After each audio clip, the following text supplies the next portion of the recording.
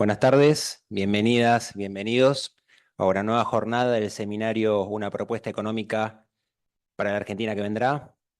Para el desarrollo de la clase de hoy, contamos con la presencia de, como dijo Alejandro, Rosalía Constantino y Carolina Berardi. La clase de hoy se titula Soberanía monetaria y financiera. Rosalía Constantino es licenciada en periodismo, se encuentra próxima a finalizar su tesis para la maestría en economía política por Flaxo. Fue editora durante 5 años de Infobae, trabajó 4 años en la Agencia de Noticias Argentinas, planificó y editó durante 2 años para El Destape, editó durante 12 años para Minuto Uno y desde 2018 trabaja en C5N. Además, escribe para Ámbito Financiero.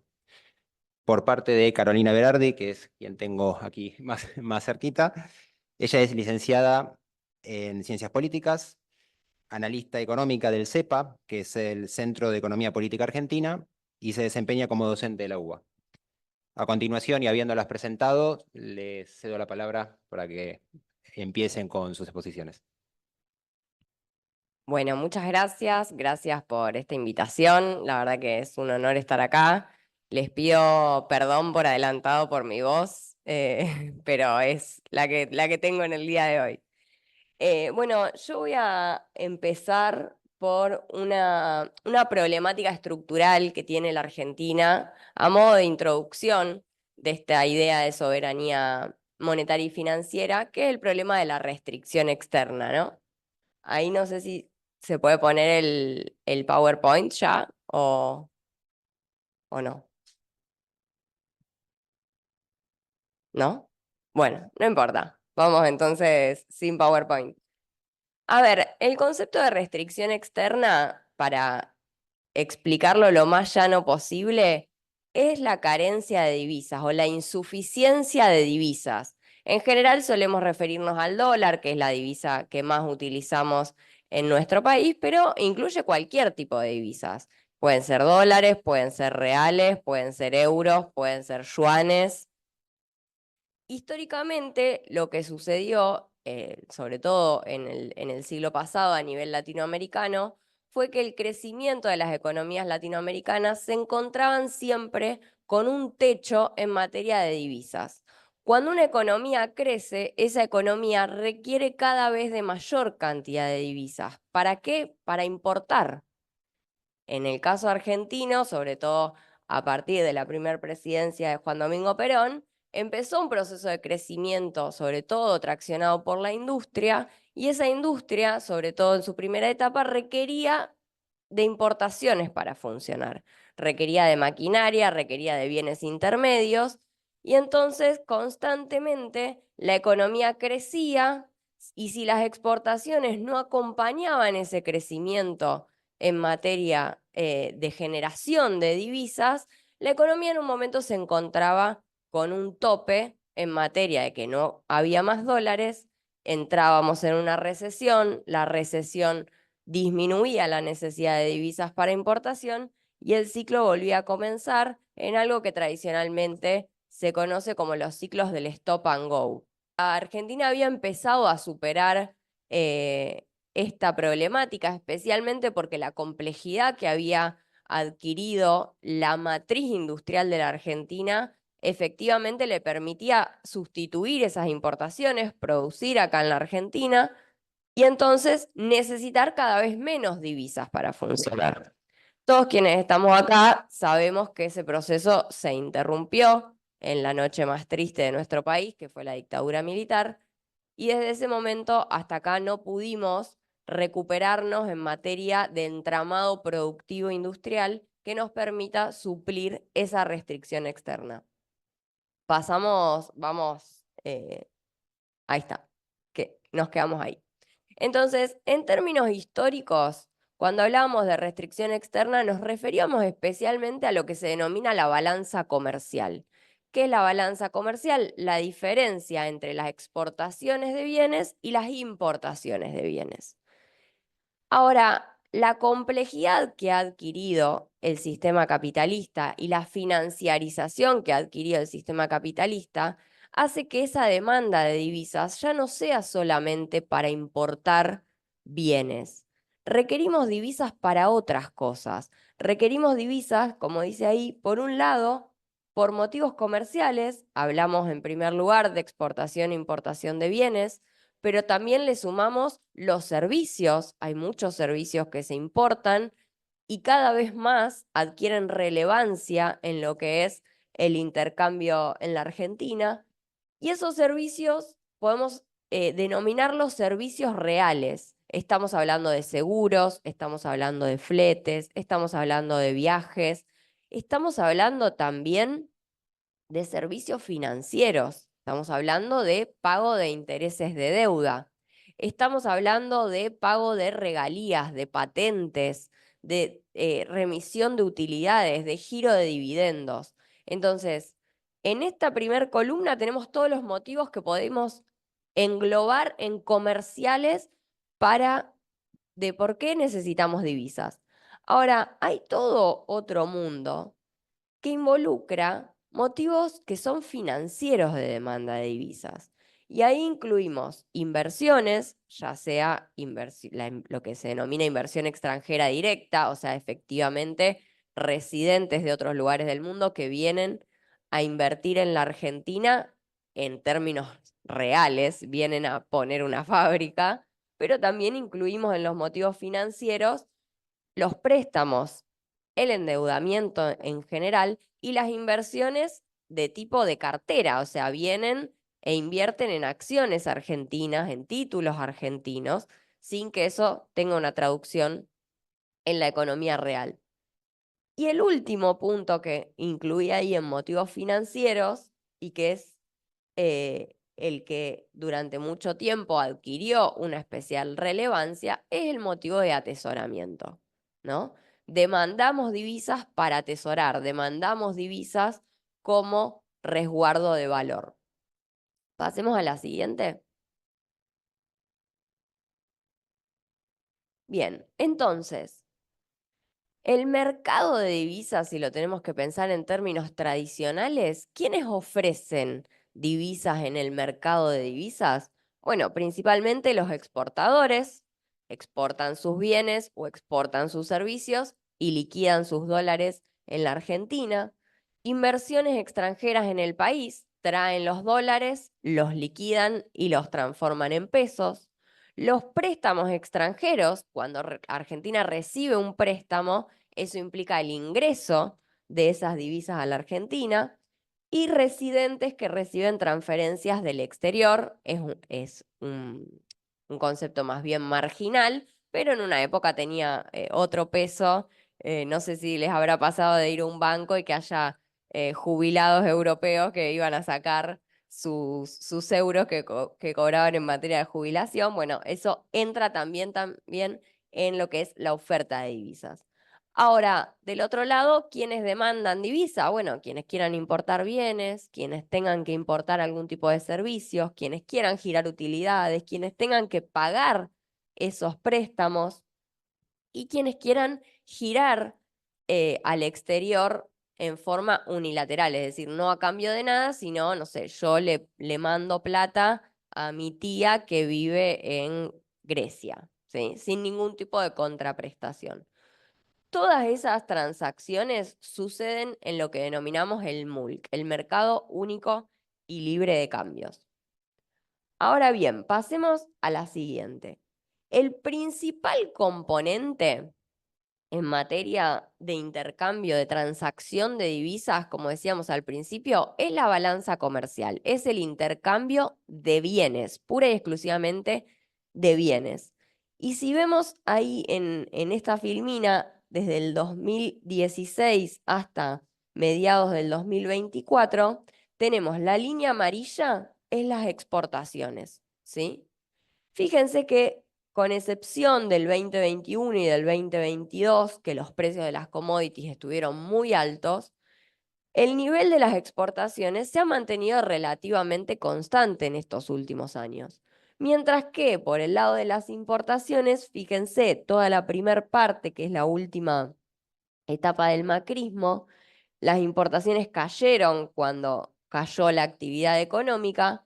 Eso le permitió tener un saldo positivo, que son las barritas azules, pero hasta mediados del 2018 el saldo de la balanza comercial era negativo, o sea, Argentina importaba más bienes de los que efectivamente exportaba. Con la crisis económica, las importaciones se vienen a pique y eso le permite dar vuelta a la ecuación y empezar a tener saldo positivo. En el año 2023, producto de la sequía, se derrumban las exportaciones, las importaciones se mantienen en un nivel constante y por eso la balanza comercial vuelve a ser negativa. Pasemos a la siguiente. Ahora, siempre aparece la pregunta, bueno, de nuevo, ¿de dónde salen los dólares? ¿Qué bienes exportamos que nos traen dólares? Y ahí les armé lo que es la composición de qué exporta la Argentina. Les traje el dato 2022 porque el 2023 está bastante distorsionado, de nuevo, por la sequía, pero tampoco es que los porcentajes se mueven mucho de ahí. Tenemos un 27% de lo que exportamos son productos primarios, es decir, sin ningún tipo de agregado de valor. Es el poroto de soja. Ahora, después tenemos el componente principal, que son las MOA, las manufacturas de origen agropecuario, que explican el 37,4% de las exportaciones. Y ahí sí hay agregado de valor. Ahí estamos hablando de aceite de soja, de harina de soja, los pallets de soja. Después tenemos otro cuarto de las exportaciones, que son las MOI, las manufacturas de origen industrial, que explican el 26,1% de las exportaciones, y combustibles que explican el 9,5%. Entonces les parecerá raro quizás porque Argentina hace muchos años que viene importando más energía de la que exporta, pero aún así exporta, sobre todo en verano, principalmente petróleo. Pasemos a la siguiente. O sea, de acá obtenemos las divisas. ¿Y en qué las gastamos? En materia de bienes las gastamos en un 36% en bienes intermedios. Estos bienes que yo le decía son los necesarios para mover la industria, para abastecer la industria. Combustibles y lubricantes 15,8%, piezas y accesorios también, principalmente para la industria 18,4%, bienes de consumo, fíjense que es más bien pequeño, 10,5%, o sea, es el producto que así como viene va a la góndola del supermercado o a la estantería en la zapatería, en la tienda de ropa o lo que sea. Bienes de capital, es decir, maquinaria para producir otros bienes, 15,3%. Pasemos a la siguiente. Entonces, en la diferencia entre cuántas divisas ingresan a la Argentina y cuántas divisas se van de la Argentina, tenemos cuál es la variación de las reservas internacionales del Banco Central. Ese tema que es tan común todos los días en las noticias de los diarios. Ahí les dejé un meme porque los memes son una herramienta de comunicación y permiten en un segundo captar una idea. Entonces tenemos el Banco Central queriendo comprar los dólares de la exportación y los importadores diciendo, no señor, estos dólares son míos. Bueno, pasemos a la siguiente. ¿Qué pasó en los últimos años? En los últimos años, principalmente 2021 y 2022, de nuevo, los precios de los commodities eran inusualmente altos. Entonces, si ustedes se fijan, el primer renglón, balance comercial de bienes, fue positivo por 48.000 millones de dólares. Histórico. No, realmente no tiene precedentes. De hecho, en este año y el año que viene, seguramente nos acerquemos, arañemos 40.000 millones de dólares, pero con una economía desplomada y las importaciones 30% abajo del año pasado. O sea, esto era con la actividad económica andando. Ahora, de esos 48.000 millones de dólares que quedaron de la balanza comercial, 17.000 se fueron a pagar servicios. 17.000 millones de dólares se fueron a pagar servicios, principalmente fletes, también a partir de la pandemia, luego de la guerra, aumentaron mucho en términos internacionales el precio de los fletes. Y después, fíjense, el segundo ítem en importancia, 10.000 millones de dólares en viajes y otros pagos al exterior con tarjeta. Entonces, restando los bienes y los servicios, nos quedan 20.000 millones, no, un poquito más, 30 millones de dólares. De esos 30 millones de dólares, 30.000 millones de dólares, perdón, 20.000 se fueron a pagar intereses. Ahí están desagregados. Fíjense, una parte es al FMI, otra parte es a organismos multilaterales, a otros que no son el FMI, otros son otras deudas del Estado Nacional, otros son las provincias, porque recordemos que durante el macrismo no solo se endeudó el Estado Nacional, sino que se endeudaron las provincias, se endeudaron las empresas y se endeudaron las familias.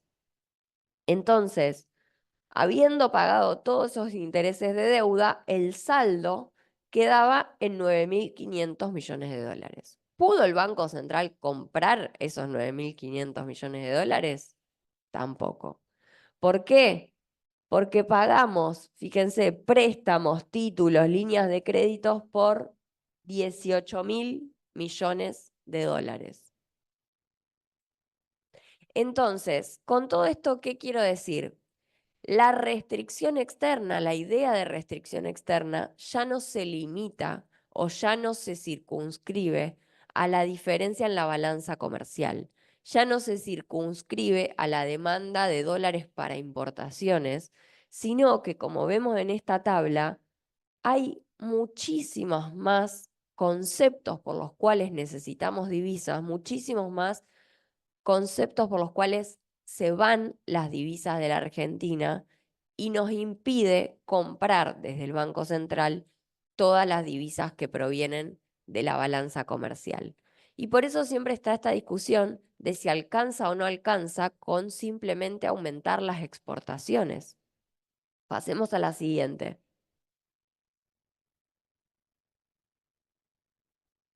Por ejemplo, acá si vemos en el largo plazo tenemos 2003 a 2019. La línea de arriba, la línea verde, es la cuenta corriente. Son bienes y servicios.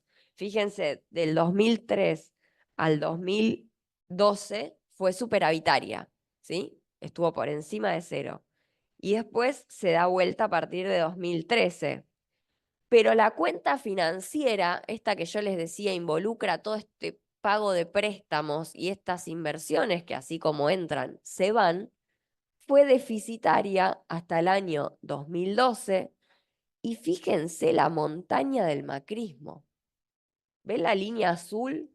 En 2016, 28.000 millones de dólares positivos. Eso es el ingreso de capitales a mansalva durante el macrismo. Capitales que hoy sabemos fueron totalmente especulativos. Vinieron, se pasaron a pesos, hicieron carry trade, que ahora vamos a ver qué es, y cuando se dio vuelta la ecuación, se fueron. Fíjense, 2019 la salida, 33.000 millones de dólares. Entonces, tengamos cuidado cuando hablamos de la restricción externa, porque de nuevo ya no se limita a la diferencia entre exportaciones e importaciones, sino que abarca toda una serie de conceptos que exceden por mucho la idea de balanza comercial. Pasemos a la siguiente. Ahí de nuevo, en el largo plazo tenemos lo que es la formación de activos externos, que tradicionalmente se la conoce como fuga, pero que no necesariamente implican que los dólares se van del país, sino que lo que pasa es que se van del sistema. O sea, puede que se hayan girado al exterior, pero también puede que lo hayan sacado del banco y guardado abajo del colchón. Eso también es fuga. Formación de activos externos es el concepto que utiliza el Banco Central. Y fíjense, 2019, 27.000 millones de dólares. 2011, 22.000 millones de dólares, y ahí fue la decisión de poner el cepo, el denominado cepo, ¿no? ¿Por qué? Porque de nuevo, de esos dólares que obteníamos a través de la diferencia positiva en la balanza comercial, los ciudadanos residentes argentinos adquirían 22.000 millones y o los mandaban al exterior o los sacaban del sistema. Entonces así no hay nivel de exportación que aguante, ¿no? Pasemos a la siguiente. Y de nuevo, volviendo un poco para atrás, con la interrupción en el 76 del modelo de sustitución de importaciones, empezó un proceso de endeudamiento en la Argentina que fue acompañado, fíjense lo paralelo que se mueven las curvas, de una fuga de capitales. O sea, el endeudamiento que tomó la Argentina, y esto se reeditó claramente durante el menemismo y se volvió a reeditar en el macrismo, no fue para construir puentes, no fue para mejorar la capacidad exportadora de la Argentina y garantizar los dólares para pagar esa deuda, sino que se fugaron. Fueron dólares que se fueron del sistema. Pasemos a la siguiente, que tenemos la foto más actual de lo que pasó con el préstamo del Fondo Monetario Internacional. Fíjense, las líneas azules nos muestran los desembolsos que fue haciendo el fondo y las líneas rojas, la formación de activos externos, esta fuga.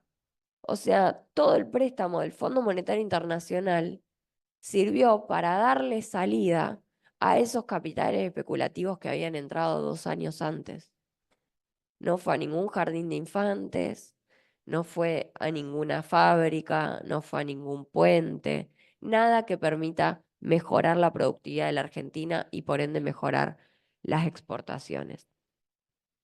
Entonces, hasta acá, digo, la idea de restricción externa, pasemos dos más, por favor. Una más. La idea de restricción externa nos lleva a cuáles son las estructuras empresarias y qué lógica tienen las estructuras empresarias en el 2024. Nosotros desde CEPA hicimos un trabajo que se llama Los ricos de la Argentina, que lo pueden buscar en internet, que intentamos reconstruir la cantidad de empresas que hay entre la empresa que efectivamente brinda un servicio o produce un bien y la controlante, cuál es la dueña. Y a medida que vas subiendo y viendo quiénes son los dueños, te encontrás con cada vez más empresas cáscara, empresas que lo único que hacen es controlar a otra empresa. Y las nacionalidades en las cuales están alojadas esas empresas tienden a ser paraísos fiscales. Entonces, independientemente de cuál sea el origen del capital, independientemente de que las empresas sean nacionales, los comportamientos de esas empresas tienden a ser cada vez más financieros. Las empresas cada vez menos se dedican a producir bienes y a brindar servicios y cada vez más se dedican a controlar a otras empresas y a estar alojadas en paraísos fiscales que les permitan tributar cada vez menos. Pero ahora, un poco para mirar para adelante, volvamos a una diapositiva anterior. ¿Cuál es el problema de la restricción externa hacia adelante de la Argentina? Estos son los vencimientos de deuda en moneda extranjera que Argentina tiene que pagar a partir del año que viene. En 2025, 29.000 millones de dólares. En 2026, 19.000 millones de dólares. En 2027, 23.000 millones de dólares. Yo hace un rato les dije que en un momento extraordinario como fue 2021 y 2022, habíamos aproximadamente logrado una balanza comercial de 23.000 millones por año. O sea, para pagar esto se requiere toda la balanza comercial. Y no estamos incluyendo servicios, que vimos el tamaño que tienen. Entonces, ¿cuál es la perspectiva? ¿Cómo se paga esto? Bueno, Milei te dice que lo va a pagar con superávit fiscal. Imposible, inviable. Inviable que con un superávit fiscal que hoy es de 8 billones de pesos, vos puedas pagar el año que viene 29.000 millones de dólares. No tiene ningún tipo de sentido. Entonces Argentina para pagar esos vencimientos, la única alternativa que tiene es refinanciarlo, es refinanciarlo. Y por eso la obsesión de volver a los mercados internacionales, o sea, patear estos vencimientos para adelante. Vamos para adelante. Ahora, esto es un poco técnico, pero quiero que se vayan con el concepto. ¿Cuál es el problema que tiene o que tenemos cualquier país en materia de si queremos hablar de soberanía monetaria? Nos chocamos con esto, con algo que se llama el trilema monetario. ¿Qué significa el trilema monetario? Que de estas tres variables que vemos acá, libre movilidad de capitales, política monetaria autónoma y tipo de cambio fijo o administrado, solamente podés controlar dos. Elegís cuáles dos controlar y cuál resignar. No podés controlar todas al mismo tiempo. Y voy a dar un ejemplo muy rápido de casos históricos para que se ubiquen en dónde estamos hoy, por ejemplo. Hoy estamos en un sistema, en un régimen en el cual el tipo de cambio está administrado con un crawling peg del 2% y la política monetaria la define el gobierno a través de una tasa de interés y a través de la cantidad de dinero que circula en la economía y esta obsesión de cero emisión, ¿sí? Ahora, ¿qué resigna? Bueno, no hay libre movilidad de capitales. Es imposible que vos sostengas el tipo de cambio y una política monetaria autónoma con cepo. Ahora vamos de otro lado del triángulo. ¿Qué pasaba en la década del 90? En la década del 90 vos tenías un tipo de cambio fijo, controlabas el tipo de cambio, tenías libre movilidad de capitales y ¿qué resignabas? La política monetaria. La cantidad de dinero, de pesos que circulaban en la Argentina dependía de la cantidad de dólares que hubiera. No había ningún tipo de posibilidad de influenciar en la política monetaria. ¿Y dónde está el mundo? Bueno, la mayoría del mundo está en el tercer lado. Tiene libre movilidad de capitales, tiene una política monetaria autónoma y resigna la administración del tipo de cambio. Entonces, la gran pregunta hoy, para pensarlo en la coyuntura, es ¿hacia dónde vamos? Y ese panorama no está claro hoy. Milei a veces dice que vamos a una neoconvertibilidad, es decir, iríamos a esta parte del triángulo en la cual habría libre movilidad de capitales y un tipo de cambio administrado, resignando política monetaria, o si la salida del cepo es resignando el tipo de cambio administrado y dejar que el tipo de cambio flote. Esa es la gran incógnita que tenemos hoy en la Argentina en materia de política monetaria. No sabemos hacia dónde va a ir el gobierno, porque incluso lo dicen abiertamente que no está definido una vez que salgan del cepo hacia dónde van a ir. Pero si pensamos en la soberanía monetaria, yo les traje un último gráfico, pasemos al último, que es por qué no tenemos soberanía monetaria, por qué ahorramos en divisas. Y acá tenemos una foto que solamente es de los últimos 4 meses, pero que si recorremos los últimos 40 años no habría grandes diferencias. La línea roja que está horizontal es la inflación que hubo en el periodo, 65%. La tercer columna, que es la que está marcada en rojo, es el plazo fijo minorista. ¿Cuánto nos pagó tener en el banco pesos? ¿Cuánto nos pagó en los primeros 4 meses? 32,8%. Entonces, ¿quién se va a quedar en pesos si en un contexto de 65% de inflación te licuaron y simplemente te dieron 33% de tasa? Y un poco para plantearles cuál es el desafío, porque el verdadero desafío de recuperar la moneda y de tener soberanía entonces monetaria es que el peso tiene que ser un negocio, que tener pesos tiene que ser un negocio. Para eso vos efectivamente necesitas una tasa de interés que sea real positiva, que supere a la inflación.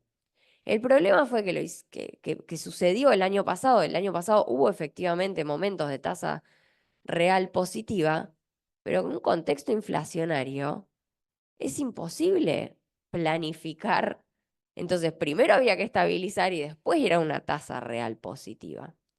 Y un poco para pensar cuáles podrían ser esos instrumentos para recuperar la moneda, fíjense cuál es la única columna que supera la inflación. ¿Llegan a ver? El UVA, exactamente. Ese tipo de instrumentos nos pueden empezar a... son un activo de, bueno, hacia dónde hay que ir si queremos efectivamente tener una moneda. El problema es que hoy, no sé si saben, las inversiones en UVA están muy restringidas. No puede cualquiera invertir en uvas ni cualquier monto, justamente porque para el gobierno eso sería un problema. Pero quería quedarme con esta imagen, por lo menos para transmitirles algunas claves que nos pueden pensar de cuál sería el camino para construir una soberanía financiera y monetaria. Muchas gracias. Bueno, yo no traje ninguna filmina. Espectacular, Caro. Planteé hablarles otra cosa, pero quiero sumarme a agarrar el hilo de lo que planteó Caro, ¿no? Nos habíamos dividido, bueno, ella explicaba lo técnico y yo traerles un poco más en lo terrenal, bueno, qué está pasando, qué opciones podemos encontrar a la hora de comercializar y no usar el dólar, ¿no? Pero quiero ir hacia esto último que planteas, Caro. Mi tesis es sobre precisamente de la postconvertibilidad a la fecha, la dolarización y fuga de capitales. Esto que vos explicaste. Mi tesis es muy cualitativa porque hablé con los tres grandes agentes, ¿no? El gran capital, las pymes y las personas. ¿Por qué? ¿Por qué dolarizan? ¿Por qué se van al dólar como ahorro y por qué no lo dejan en el sistema financiero local? Ya sea en el colchón o lo sacan afuera. Y es muy vinculado a la lógica de inversión. Y ahí te das cuenta de que para lograr la soberanía monetaria, lo que planteabas es, primero que digamos, cada nivel piensa distinto, persigue objetivos distintos y el gran capital, hoy la elite local nuestra, piensa como piensa el sistema financiero global, el capitalismo global, y busca el nivel de rentabilidad.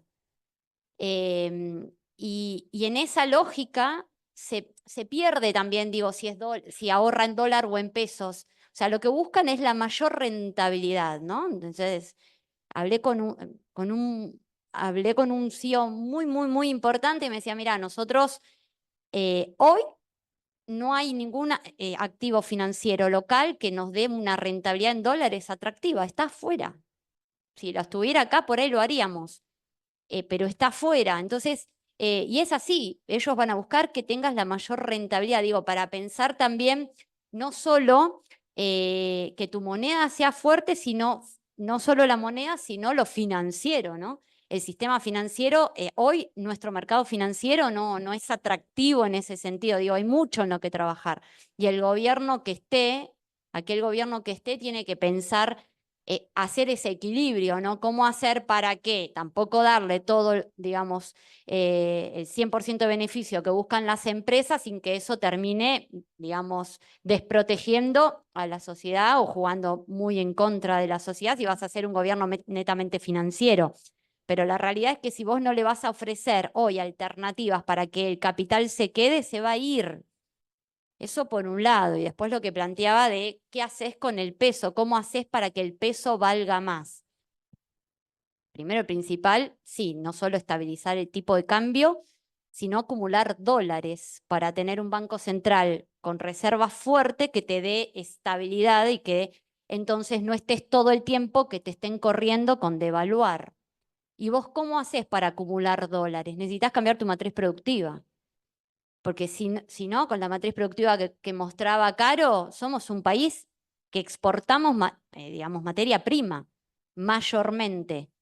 No vamos a cambiar nunca. O sea, si no empezamos a exportar valor agregado, industria, bienes industriales, mejor dicho, va a costar mucho. Y una cosa va de la mano de la otra. El peso no va a adquirir valor si al mismo, por más que no tengas inflación, si al mismo tiempo no cambias tu matriz productiva y no empezás a exportar. Y a exportar y a acumular reservas lo suficiente como para que empieces a sanear todas tus deudas, ¿no? Porque además tenés que pagar miles y miles y millones de dólares. Pero cuando hablas con los grandes, además que no confían, además que no les gustan los gobiernos populistas, como ellos dicen, te lo admiten, no te van a traer sus dólares por años. Tendrían que ver una estabilidad muy, digamos, persistente por mucho tiempo, que les baje los impuestos. El mundo igual está yendo en esa línea, está yendo también hace años intentando combatir el G20 con los paraísos fiscales porque se les va sobre las inversiones, se les va, no recaudan. Bueno, Trump lo inició, ¿no? Y después tenés el gran problema de, bueno, incluso las cadenas globales, cómo cambió toda esta lógica. Bueno, esto volviendo un poco, no era lo que iba a hablar, pero justo tomando sobre lo que vos planteabas, porque en realidad mi tesis es centralmente esto, ¿no? Es encontrar desde quienes te generan el problema, ¿por qué lo hacen? Porque hay un montón de hipótesis de fuga. Bueno, mi tesis es, bueno, vamos a la práctica. Efectivamente, ¿por qué van al dólar? ¿Por qué van los grandes? ¿Por qué van las pymes? ¿Y por qué van la clase media con capacidad de ahorro? ¿Y por qué va aquel sector que no tiene nada de capacidad de ahorro y quiere ahorrar en dólares? Ejemplo, los barrios populares. Es muy interesante cuando hablas con ellos cómo cada... Entonces, bueno,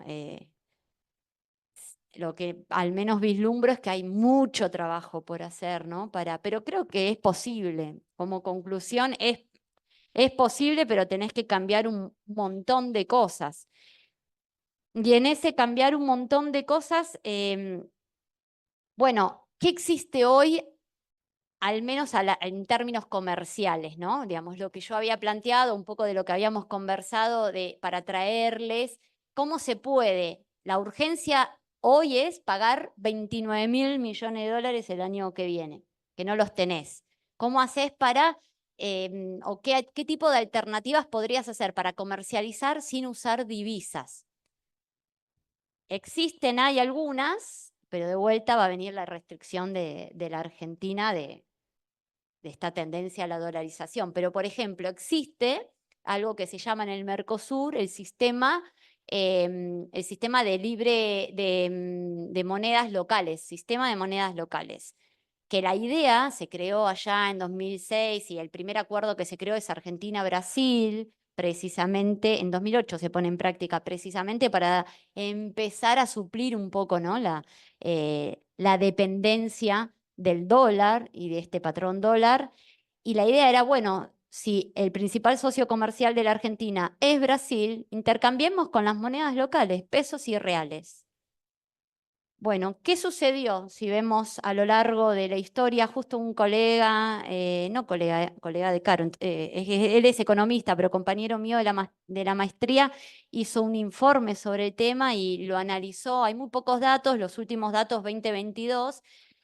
Y entonces, ¿qué se puede ver? Que en líneas generales se utiliza muy poco, menos del 5% del total del intercambio comercial bilateral se hace vía este sistema, no se usa. Y en el caso, si analizamos, con los años se fueron, a partir de 2014, 2015, en realidad empezaron los otros acuerdos, Brasil, Paraguay, Brasil, Uruguay, Uruguay, Argentina, bueno. Pero si usamos el ejemplo Argentina-Brasil, lo que vemos es que la Argentina, lo máximo que llegó a utilizar en el intercambio a lo largo de 2008 hasta el 2022, se dedicó a importar en pesos, pero lo poquito que exportó en pesos fue muy, muy, muy poquito. ¿Exporta en qué? En dólares. Y a Brasil no le jode vendernos y ellos recibir reales. porque el real en Brasil es mucho más fuerte que el dólar incluso. Pierde frente al dólar. Entonces, ¿qué limitación encontró el sistema? Que en la Argentina no lo usan porque también el empresario sigue fuerte, o digamos, por un poco todo lo que explicó Caro, ¿no? La historia de años de devaluaciones hace que el peso perdió total reserva de valor. Y el empresario sigue prefiriendo al dólar. Y esto es así, te lo dicen todos, las pymes también, para comercializar, quieren el dólar. Entonces este sistema que después compensa la diferencia, si vos, Argentina, exportás $100 y Brasil te exporta 105, vos tenés que pagar en dólares efectivamente la diferencia. Bueno, nada, la diferencia en el caso de Argentina con Brasil es abismal. Argentina es 10.500 millones de dólares contra 54 que exportó, nada, o sea, es lo mismo que la nada, no sirvió. No sirvió, no se pone en práctica y ahí encuentra la limitación de la Argentina, de lo que pasa con el dólar, el uso del dólar. Entonces es un sistema que está bueno, pero no se puso en práctica incluso en un momento en donde todavía el peso tenía valor. Pues recuerden, los primeros 4 años de los 3 ciclos kirchneristas, el peso sí tuvo valor, bastante. De hecho, hubo un momento que hubo ingreso de dólares. Después, cuando vuelve a escalar la inflación y bueno, y las corridas cambiarias, ahí ya se pierde por completo. Creo que después otras alternativas que hay, bueno, incluso el Haddad, el ministro del Palacio de Hacienda de Brasil, había hablado el año pasado en un acuerdo con Alberto, hablaban de la moneda común, es decir, de usar una moneda común para el intercambio del Mercosur. En un intento también por fortalecer ese intercambio, que ese intercambio se deterioró un montón, sobre todo a partir de ¿cuándo? A partir de la caída o del menor peso de los gobiernos progresistas en la región. Después de 2015, Bolsonaro, Macri destruyeron el Mercosur. Entonces el intercambio ahí cayó con fuerza, no tuvo el mismo peso. Y ese lugar, ¿quién lo empezó a suplir? Progresivamente. China, de hecho, en algún momento China llegó a ser el principal socio, el año pasado era en algunos meses el principal socio comercial de la Argentina. Entonces, ahí también tenés otra problemática y que nosotros hayamos perdido el intercambio con Brasil es perder exportación de bienes industriales, valor agregado. Entonces, todo es una cadena de que te juega en contra de la acumulación de dólares. Hoy con la urgencia de tener que saldar los vencimientos de deuda. O sea, usar los dólares no para ir a inversión productiva, sino para pagar deuda. Es como, digamos, uno cuando lo analiza en qué situación está y cuál es el panorama, es muy difícil. Es muy difícil porque más con este gobierno donde la lógica es reprimarizar aún más la economía, ¿no? Está bien, están aumentando las exportaciones de petróleo fuerte, de gas van a aumentar un poco en el verano sobre todo, y está aumentando mucho la producción por vaca muerta, gracias al gasoducto que dejó la gestión anterior. Eso también te permite más volumen para trasladar a otros lugares y con el reversión y faltan unas obras más vas a poder exportar vía Bolivia, vas a poder empezar a exportar a Brasil, pero sobre todo en petróleo va a aumentar fuerte la exportación, ahí vas a tener un crecimiento a 2030, 2031, tanto el gobierno anterior como este te calculan que lo que mostraba Caro de cuánto representa la exportación de energía iba a ser el equivalente a la exportación de granos. Es lo que apuntan, solamente con la estructura que hay hoy, sin contar el GNL, si llegan a hacer la inversión de GNL, que cada vez hay más trabas, pero incluso dándoles el RIGI, ¿no? Las empresas, de nuevo, las empresas no confían en que te marcan mucho la estabilidad también, que aunque cambien los gobiernos, vos les mantengas las mismas políticas. Y las políticas que te buscan son políticas neoclásicas.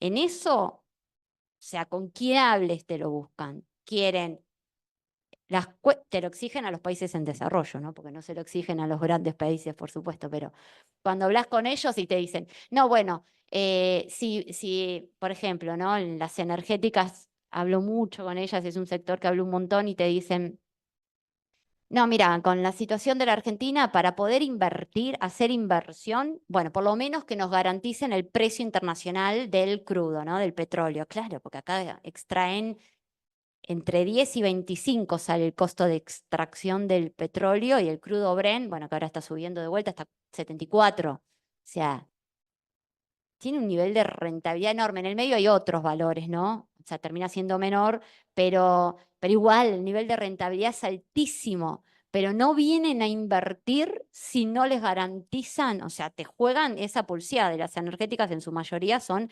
extranjeras, ¿no? Y te juegan esa pulseada, te dicen, ok, vos no me das el precio internacional, no te invierto. Y entonces ahí está la disputa. Bueno, sí, pero el precio internacional implica un costo altísimo de la nafta y del gas. ¿Qué va a pasar con el gas? Es todo otro dilema, ¿no? Hoy todavía hay plan Gasar, el gobierno lo quiere dar de baja y el gas se va a abaratar por las obras del gasoducto y el reversión. Vas a dejar de importar gran parte GNL. Falta una obra más que no la van a hacer, pero difícilmente terminen bajando el precio del gas. Bueno, esa es otra discusión que se viene. Pero en este contexto, ahí vas a tener un ingreso de divisas reales por materia prima, sí, pero igual no va a ser suficiente, creo yo, porque tenés el gran problema que es hoy por hoy la formación de activos externos, la dolarización. Y encima es una formación de activos externos dolarizados sin que eso quede en los bancos, porque al menos formarían parte de las reservas brutas. Vos darías confianza, tranquilidad, los dólares están, eso te corrige, te empieza a corregir todas las variables macroeconómicas, porque vos decís, bueno, es lo que le pasó a Bolivia, ¿no? Yo lo hablaba mucho con Álvaro García Linera, digamos, cómo ellos pudieron salir adelante, bueno, estatizando el petróleo, el gas y acumulando reservas y en un programa bastante ortodoxo al inicio, ¿no? El monetario, y acumulando mucha cantidad de reservas. Brasil le pasa algo parecido. Y entonces hiciste tu moneda, bueno, fuerte. Es decir, no pensás en el dólar, empezás a estabilizar todas las variables económicas. Yo creo que todavía estamos como en un camino lejano, pero que no es imposible porque en los 4 años que se vivieron de Néstor Kirchner fue en esa línea. El superávit gemelo de balanza comercial y de balanza y de las cuentas fiscales, ambos superávit, digamos, es real cuando vos ves que hubo incluso algunos años que ingresaron dólares y hubo gran inversión. Entonces ahí lo que se necesita es un gobierno que tenga el suficiente pulso para poder equilibrar, ¿no? Digamos, poder negociar con todos, sobre todo tratando de atender el salario y no descalibrando los precios, sin darle excesivos beneficios a los empresarios. Pero si no le haces, no le ofreces alternativas, van a buscar siempre la rentabilidad y la rentabilidad financiera y se van a ir afuera. O sea, no hay una empresa grande que te diga que invierte en la Argentina, no hay ninguna. Aparte de las que son de grupos económicos internacionales, directamente le chupan la guita y se la giran, y la llevan a inversión un poco lo que explicaba ella ¿no, Caro? Lo que explicabas de los paraísos fiscales. Yo hablé con 2 de esas y uno no sabía que yo era periodista, entonces me contó, bueno, hablé con Techín, ¿no? Y me contó la estructura que hacían, que es maravilloso. Entonces yo decía, él pensó que yo era economista y entonces es genial, porque aparte me contaba la lógica con la que funciona. No estaba pensando, no, sí, bueno, el peso no sirve y entonces, no, ellos piensan en dónde obtener la máxima rentabilidad, qué país te la da, cómo lograr la menor cantidad de impuestos posible, cómo evadir, cómo obtener la máxima ganancia. Si te la da Argentina, la van a dejar en Argentina, te la da otro país, te la van a llevar afuera. O sea, de hecho armaron toda una mega estructura donde te chupan la guita todos los días los países que no, salvo Argentina que tiene por el resto que no, la sacan, la llevan a Wall Street en un banco, y de ahí la invierten, crearon otro grupo financiero que digamos, hace la inversión de todo el dinero y luego giran préstamos intracompany. Bueno, digo, es una entonces tenés que pensar que va más allá de algo cultural el dólar. No, cultural puede ser en la sociedad, no en los grandes grupos. Los grandes grupos no, digamos, no piensan en la acumulación, en obtener. La lógica es la lógica de acumulación. Entonces ahí tenés que jugarle digamos, cómo vos sacás provecho y bueno, vas a tener que ver cómo mediar entre lo que te están pidiendo y bueno, que no afecte tanto a la población. Está difícil, pero seguro no es con este tipo de gobierno en el que estamos, que digamos, nada está pensado siempre 100% en la lógica de acumulación de los grandes grupos económicos y nada del resto, ¿no? Bueno, un poco con todo lo que se vivió en los 90. En este contexto también hay dos mecanismos más, que tenés el swap con China y para paliar un poco, ¿no?, la escasez de dólares, y lo que sería también, no tanto por eso, pero sí emerge como muy relevante la alianza de los BRICS. Es más bien una alianza política, geopolítica, donde, bueno, sobre todo hay más países, son 10 hoy, ¿no? Pero los 5 grandes países emergentes están pensando en políticas comunes, no con beneficios comerciales, no, están hablando en términos políticos y sobre todo el Banco de Desarrollo de los BRICS. Y allí la Argentina, bueno, en su momento el año pasado lo había pensado como decir, bueno, ¿cómo hacemos para sacar un préstamo, quien nos pueda financiar y poder refinanciar la megadeuda que dejó centralmente el gobierno anterior, más toda la deuda acumulada que ya viene desde el 76, ¿no? Pero eh, es una alianza importante para pensar, para tener en cuenta. Sí, claramente, no va a suceder en estos 4 años, no, ni de casualidad, pero sí es una alternativa viable. Sí, ahora dice que es un... Sí. Ayer hablaba con gente de China que está acá en la embajada y Kate dice, o sea, nosotros somos sobre todo diplomáticos, ¿viste? O sea, no los vamos a salir a que ellos tienen otra cultura también. No hay que pensar como pensamos nosotros los occidentales. Dicen, nosotros no le vamos a responder, pero no le vamos a dar nada. Ahora vamos a esperar, porque si gana Trump, sabemos que esto lo está haciendo porque está midiendo. Si no gana Trump, vas a venir a pedirme ayuda. Y además los chinos te piden todo a cambio, también como te lo pediría Estados Unidos, ¿no? Que también se enojó, ¿no? Tengo entendido que una colega habló con fuentes vinculadas a la Cancillería de Estados Unidos, enojadísimos por nuevo, el amiguismo con China. Y China, pero se caga de risa de este amiguismo, no le cree nada. Nada, pero ellos te dicen, nosotros somos ante todo diplomáticos, nunca vamos a salir a responderle como responde Milei, no. Sí le interesan los negocios, sí, pero ya mandó todo este año, en China mandan sugerencias de con qué países comercializar. Dejó de estar Argentina como prioridad y se puso a Brasil como prioridad. Y cayó mucho la exportación argentina de carne. Cuando China nos compraba todo, empezó a comprarle a Brasil. Digo, entonces no es menor como, bueno, siempre lo dijimos, ¿no? Que esté diciendo todos estos disparates y lo trate de comunista y, bueno, como mínimo, ¿no? Lo más suave que ha dicho de China, se los juega en contra. Y en un contexto que más que nunca necesitamos la divisa, ni hablar para activar la economía.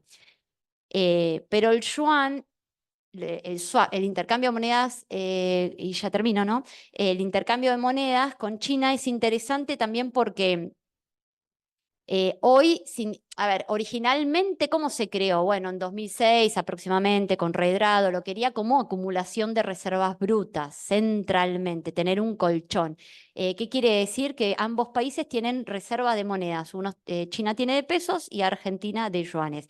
Si tenés algún estrés financiero, algún estrés económico muy fuerte que necesitas de esos yuanes, utilizarlos o convertirlos en dólares, como por ejemplo el año pasado pagarle al FMI porque el yuan pertenece a la moneda del FMI, bueno, podés usarlos con una tasa de interés muy alta, que después la tenés que pagar. También se pagó para importaciones o también para intervenir en el mercado financiero.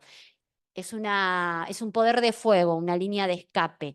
Está pensado centralmente como para acumular reservas, para decir, mirá las reservas que tengo, no para usar.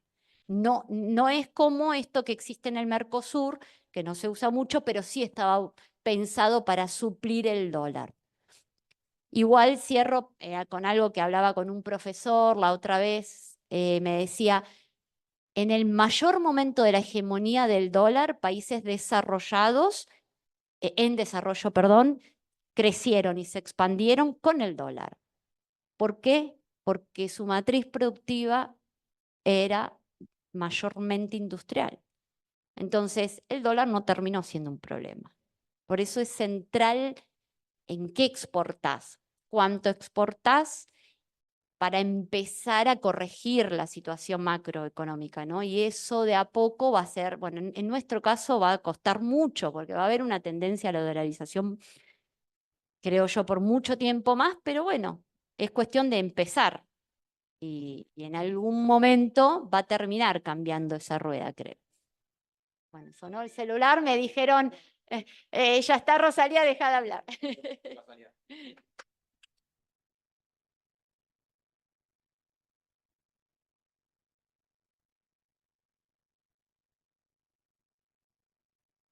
Bueno, para los presentes y la sala virtual, hacemos un pequeño break de 10 minutos y retomamos en unos 10 minutos. Y los invitamos a tomar un refrigerio. Gracias.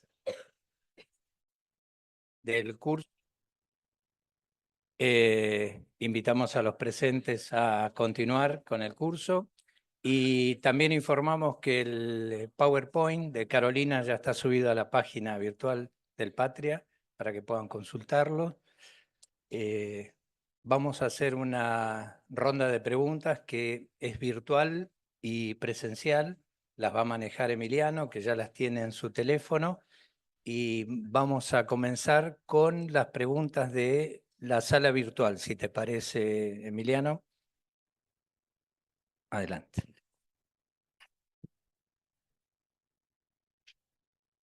Bien, la primera pregunta para Carolina Berardi. ¿Cuánto pesa el contrabando en los activos extranjeros? Bueno, a ver, al ser contrabando justamente no está medido. Pero a priori no es relevante para los montos que estamos hablando. No sé de quién era la pregunta.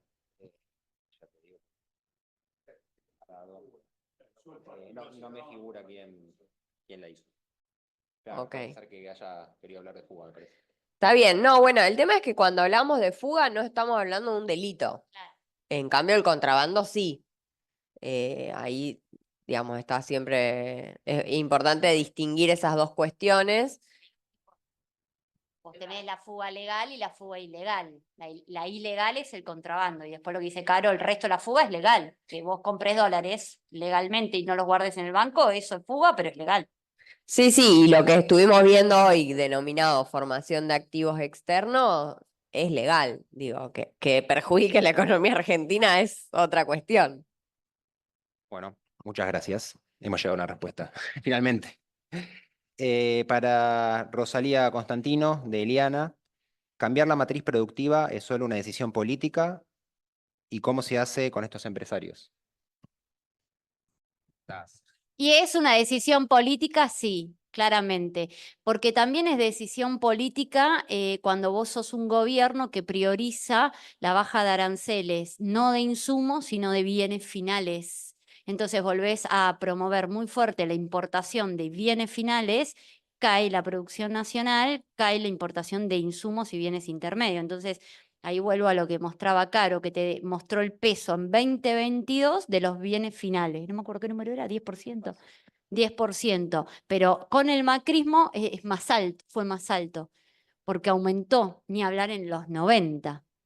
Eso es una decisión política, eso es el modelo de gobierno. Si vos querés un modelo de gobierno de valorización financiera, un modelo que promueva la industrialización. No te digo la ICI 1, ICI 2, porque hoy se maneja otros niveles de industrialización, incluso las tecnologías y el nuevo conocimiento, y empezar eso es un valor agregado importante, esa exportación de servicio, pero es donde hoy las grandes potencias están yendo ahí, ¿no? Bueno, sí es decisión política. Y planes industriales. El mundo está de vuelta yendo a los planes industriales y Argentina va justo en línea contra esta gestión, línea contraria. Bien, acá han hecho una pregunta para ambas y dice lo siguiente: ¿existe en un futuro cercano alguna posibilidad de sustitución de exportaciones considerando que no tenemos empresariado nacionalista? ¿Se puede lograr a través de empresas del Estado? Supongo que quisieron decir sustitución de importaciones, ¿no? A ver si podemos aclarar, no sé quién la hizo la pregunta. Considero que es una importación. Ok. A ver, las empresas en general, sean de origen local o extranjera, siempre tienden a preferir exportar que a vender en el mercado interno, y eso pasa mucho, por ejemplo, en mercados de bienes exportables como la carne.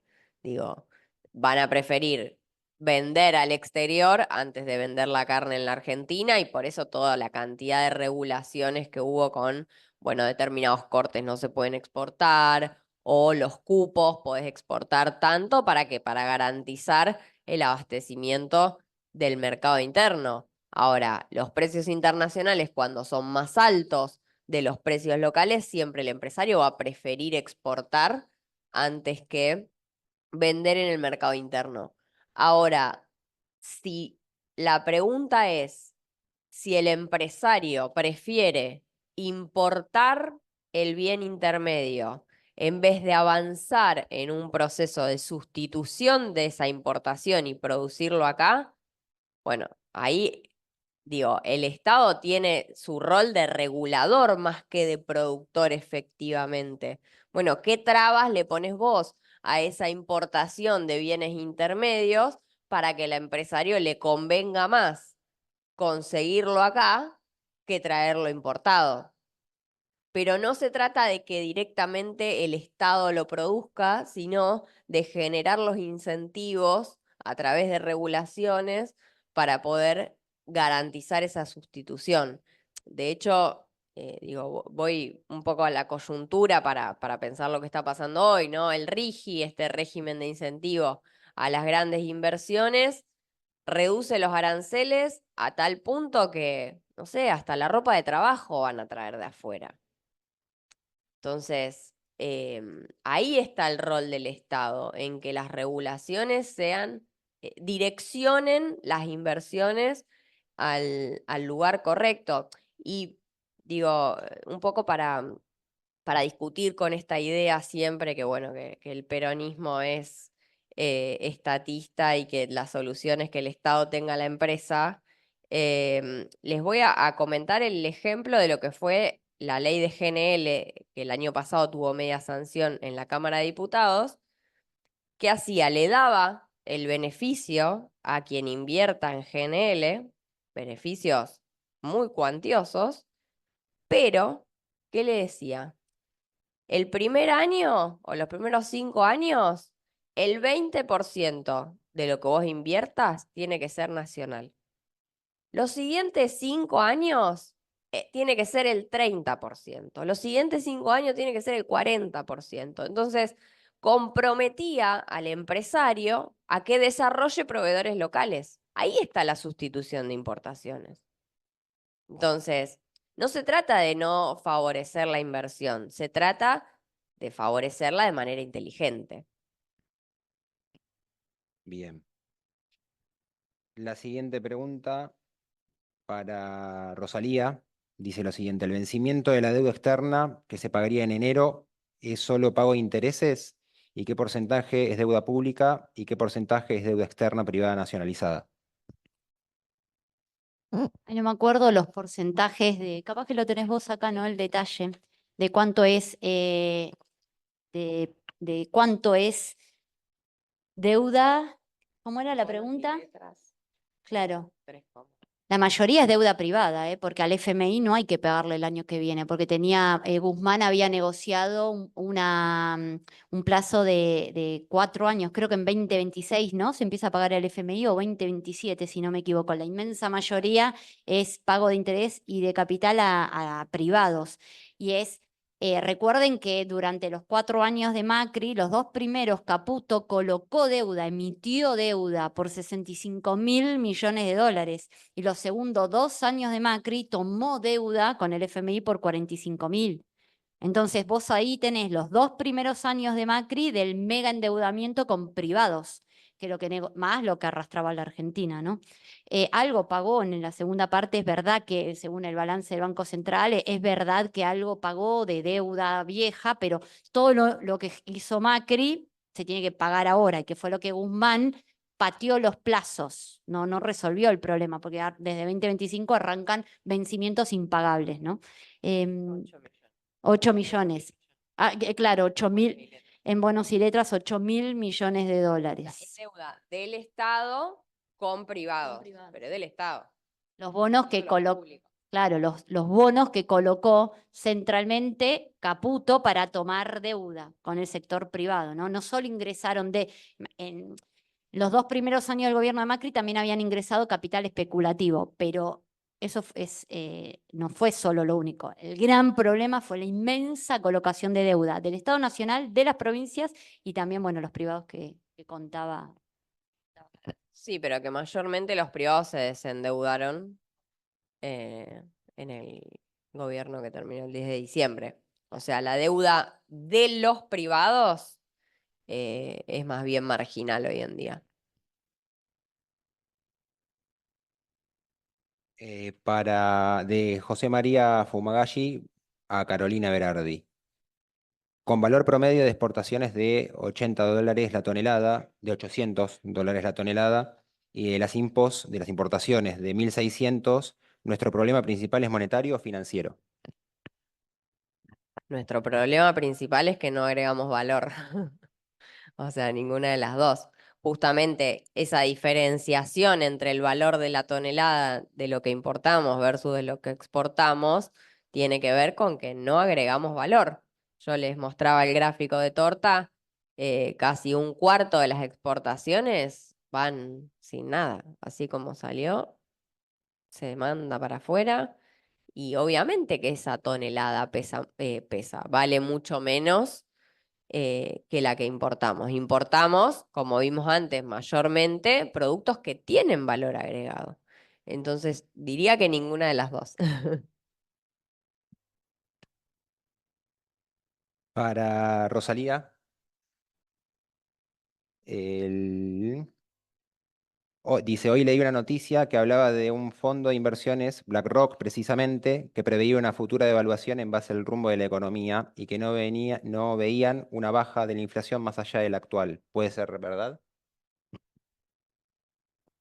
Y con este gobierno, qué sé yo, hoy por hoy te dicen no va a devaluar, no va a devaluar, nada, toma con pinza lo que te diga. Es cierto que van a tratar de sostener la no devaluación, porque eso va a implicar un salto inflacionario y eso va a implicar un descalabro de vuelta en términos económicos, y Caputo está obsesionado con la desinflación.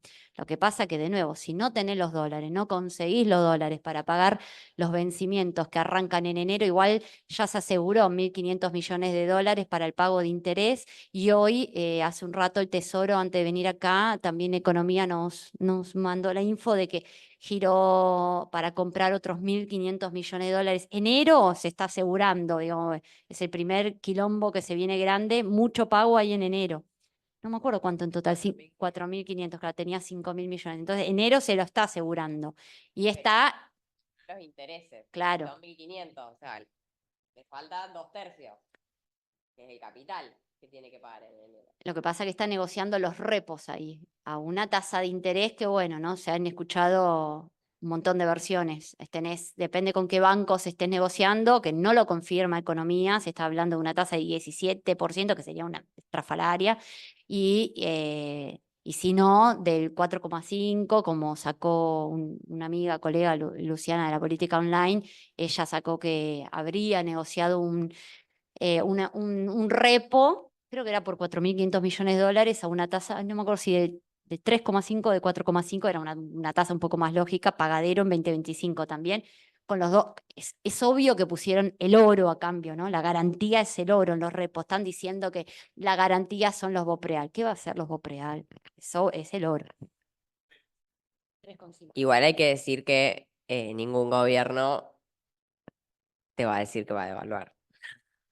O sea, si te dicen que en 2 meses van a devaluar, los exportadores se sientan arriba de sus bienes, los importadores van a intentar adelantar lo más que puedan las importaciones, entonces ahí digo, para ser un poco coherente, pero acuérdense del triángulo que yo les mostraba. ¿Cuál es el tema de levantar el cepo? Bueno, o soltás el tipo de cambio o soltás la política monetaria. Todo no puedes controlar. Bien, gracias. La siguiente pregunta es de Marcelo a Carolina Berardi y dice lo siguiente: si solamente el 40% son exportaciones de materia prima, ¿por qué siempre dependemos de que el campo liquide?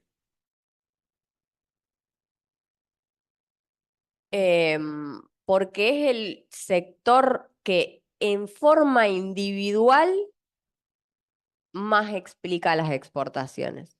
O sea, veíamos en el gráfico que efectivamente entre productos primarios y manufacturas de origen agropecuario explican un poco más de la mitad de las exportaciones. Ahora, un sector solo, como es el complejo agrícola, si queremos incluir soja, trigo, etcétera, te explica el 40% de las exportaciones entre productos primarios y manufacturas de origen agropecuario. Después, todo el resto de los sectores son puchitos que van sumando, ¿no? Un poco el sector energético, un poco los servicios, un poco la electrónica, pero en sí mismo es el que más concentra y por eso tiene el poder de fuego que tiene, porque si efectivamente se sientan arriba de la mercadería y vos perdés el 40% de tus exportaciones, bueno, el poder de fuego que tienen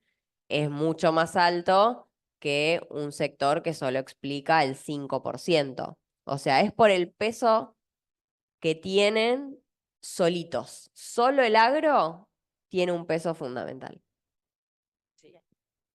Y agrego algo más, solo el agro es en la balanza comercial entre lo que exporta e importa es superavitario. Todos los otros sectores son deficitarios. Es decir, el sector industrial, las manufacturas industriales, lo que se exporta es muchísimo menos que lo que se importa. Entonces eso en la balanza final te juega en contra, porque los déficits de todos los otros sectores salen del superávit del agro. El único sector ahora va a ser el energético, creemos. Este año va a dar superávit el sector energético, pero hace años, desde el 2006 que empezó la crisis centralmente con el sector energético, todo era deficitario menos el agro. Y ahí vino la restricción externa luego, ¿no? Para Rosalía Constantino, para cambiar la matriz productiva, ¿se necesita un empresariado nacionalista o muchísimo más control estatal? Yo no hablaría de control, un poco también lo que dijo Caro, hablaría de políticas de gobierno. El mundo va hacia la promoción industrial. Hay un trabajo muy interesante del Banco Mundial sobre qué está pasando en el mundo hoy, ¿no? El mundo es cada vez más proteccionista y cada vez más promotor del desarrollo para sostener su expansión, del desarrollo local. Y para eso se necesitan incentivos, no control. Y en esos incentivos tenés que pensar todo. Bueno, también si tenés que en algún punto dar beneficios, bueno, es un beneficio, pero al mismo tiempo, no, ¿qué quieren? Baja de impuestos. Bueno, a ver, ¿cómo hacemos para que esto no termine repercutiendo en todo el conjunto de la sociedad, no afecte la recaudación? ¿Y cómo hago para incentivarte a que promuevas este sector? Y además, no es solo eso. Hay sectores que ya por ejemplo, el textil, en algunos casos es muy difícil hasta promover hoy que vos hagas la sustitución de una tela. Digo, acá esto lo conozco mucho porque tengo un amigo que trabaja en esto y me dice, nos saldría, por más que nosotros trajéramos la máquina, hiciéramos la tela acá, no podemos competir con China. Sería tan caro que tampoco nos llega, entonces no llega a ser viable esa sustitución. En algunos sectores, bueno, está más, por eso digo, la mirada es muy sectorial. En algunos es más difícil porque tenés un gigante que te está arrasando en el mundo. Digo, está una empresa monopólica en la Argentina que es el PET, está furiosa por lo que sacó el otro día eh, la liberación de la baja de aranceles para que China pueda importar, se puede importar PET de China. Hoy China domina el mundo en el PET y esta empresa es monopólica. Y te dicen, creo que vamos a cerrar. O sea, no tienen competencia en Argentina. O sea, digo, por eso hay que pensar muy estratégicamente, ¿no? Pero no es, de nuevo, para mí no es control. Está mal dicho así. Ese es también el mensaje desde el otro lado, ¿no? Y no, lo que se busca es promover. Y sí o sí tenés que cambiar la matriz productiva, porque si no, nunca vamos a salir adelante. Estos problemas se van a repetir y repetir.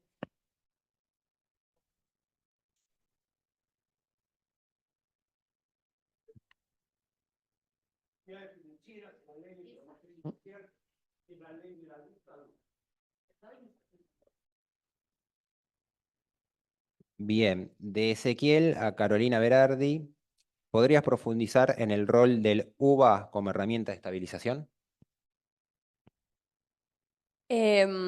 A ver, en lo que fueron algunos de los planes de estabilización en las inflaciones de los 80, lo que se utilizó es alguna medida de referencia, ¿no? Intermedia para evitar, por ejemplo, en el caso argentino, el dólar, ¿no? Argentina efectivamente en uno de sus planes de estabilización directamente cambió la moneda. Bueno, hay herramientas intermedias que es, bueno, no cambio la moneda, sigo teniendo el peso, pero tengo una medida que me garantiza que yo no pierda contra la inflación, ¿no? Eso en definitiva es lo que garantiza el UVA. El UVA garantiza que vos no pierdas contra la inflación, entonces te permite quedarte en pesos libre del riesgo, por lo menos en materia inflacionaria. No quedás libre del riesgo devaluatorio. O sea, no tenés la seguridad de que la cantidad de dólares que vos podías comprar con los pesos el día que compraste el instrumento UVA, puedas comprar la misma cantidad de dólares el día que termina el instrumento o que vos retirás. Eso no lo tenés asegurado. Pero a priori podemos pensar que si efectivamente hay una devaluación, va a haber un traspaso a precios, o sea, va a haber más inflación, entonces el UVA por lo menos va a acompañar. Entonces, digo, lo traía como una herramienta posible para pensar de estabilización, para evitar la dolarización de carteras, que, digo, hoy estamos viviendo un momento muy anómalo, y esta idea ahora de que el peso es la moneda fuerte, porque claro, recuerden el gráfico de las barras que yo les mostraba de cómo había ganado el UVA ante la inflación. ¿Por qué el peso se tornó la moneda fuerte? Porque quienes invirtieron en pesos en los últimos 8 meses, hoy pueden comprar más dólares que antes. O sea, la estabilidad del tipo de cambio hace que los instrumentos en pesos no le hayan ganado la inflación. Recuerdan lo abajo que quedaba el instrumento en pesos de la línea inflacionaria, pero sí le ganaron a la devaluación, a la microdevaluación esta que están haciendo del 2% mensual. Entonces, por eso hoy no hay la demanda de dólares y el tipo de cambio paralelo volando. Porque si mientras esté la creencia, mientras el mercado le crea a Caputo y a Milei de que se va a sostener una tasa de devaluación del 2%, y bueno, te conviene quedarte en pesos al 3%, al 4% mensual, por lo menos vas a comprar más dólares. Esto se termina el día que se devalúa. O sea, es así. O sea, el día que se devalúa perdiste lo que ganaste en 6 meses. Pero la herramienta del UVA puede permitirnos brindar instrumentos en pesos sin riesgo inflacionario. Por eso lo traía, me pareció interesante para pensarlo, cómo empezar a construir una unidad de valor que torne al peso en una moneda confiable, y evitar la dolarización de carteras. Bien, antes que nada quiero hacer una breve aclaración. Estamos haciendo tanto preguntas presenciales como virtuales porque no se están dando como lo he programado, por eso las estoy haciendo al 100% yo, para que la gente de la parte virtual no, no se sienta afectada. También estoy tomando preguntas del sitio. Para continuar con alguna de las últimas preguntas, tenemos una pregunta para Rosalía que dice así: ¿qué piensa ella sobre qué preferirían los grandes empresarios de ocurrir una de estas dos opciones, de estas dos cosas? ¿Quitar el cepo o liberar el precio del dólar? Claro, es lo mismo, quitas el cepo, se libera el tipo de cambio. ¿Por qué? Porque se libera el cepo y es por oferta-demanda y no hay dólares si liberas el cepo. Va a subir. Es clara, es que el cepo no se libera porque saben que va a saltar el tipo de cambio. ¿Se entiende? No, no sé cómo explicarlo. No es que tenemos millones de reservas, entonces ahí no afectaría la liberación del cepo. Justamente no se libera porque no hay. Y lo que escasea y lo demanda todo el mundo, bueno, anda a saber a qué precio se va a ir, ¿no? Bien, y para ir cerrando, entiendo que estamos, ¿no?, en tiempo. Hacemos la última pregunta para ambas, que dice: si se liberara el cepo en el 2025, ¿cómo se imaginan la reacción del mercado y las empresas? Un jolgorio.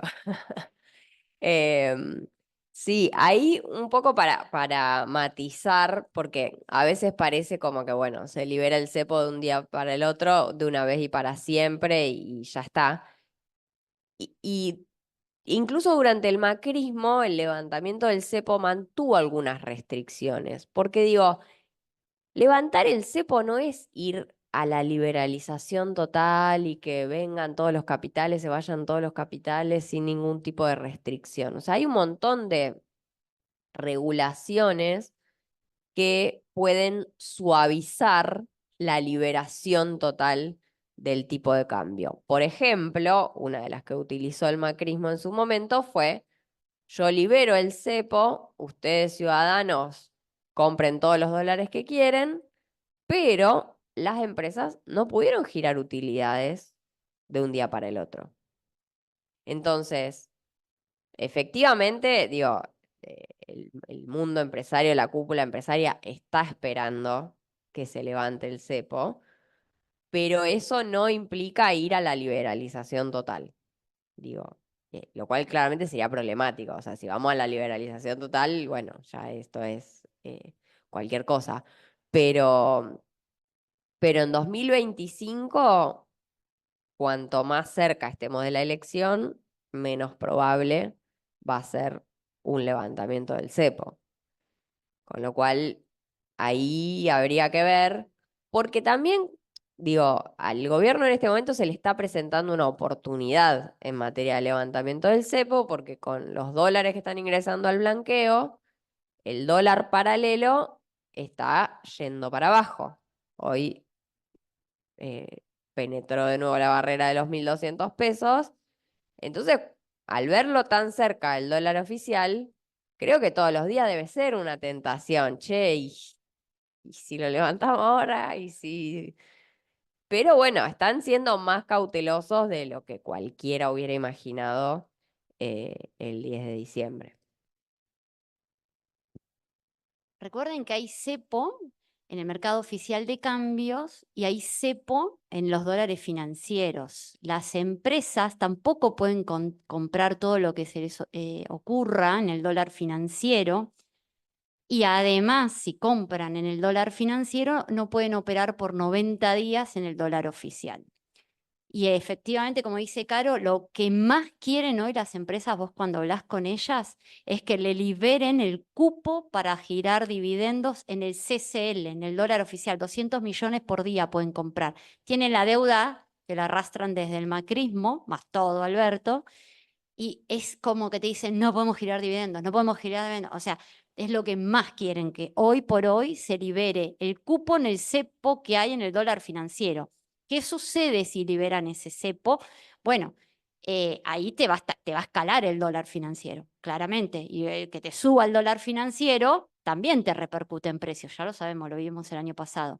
Y los dólares del blanqueo, que entraron un montón, 12.800 millones de dólares, mucho más que con Macri. Hay que ver cuántos quedan después, porque todavía tienen hasta fin de mes. Efectivamente, cuántos queden. Y de los que queden, si quedan, el objetivo de esta gestión es que 1 año y medio, o sea, hasta fines de 2025, estén en inversión financiera. Ahí te va a sostener el tipo de cambio financiero. Y ahí puede ser que te libere algo de esto. Creo que la liberación con la que baraja todo el mercado es esta, algo en la financiera y centralmente ver si pueden liberar el cupo para comprar dólares para girar dividendos. Después el otro cepo creo va a estar todo 2025. El oficial, olvídate, ¿dónde va? Imposible que lo abran. O sea, tenés que pagar la deuda. No sabemos con qué dólares vas a pagar, qué vas a abrir.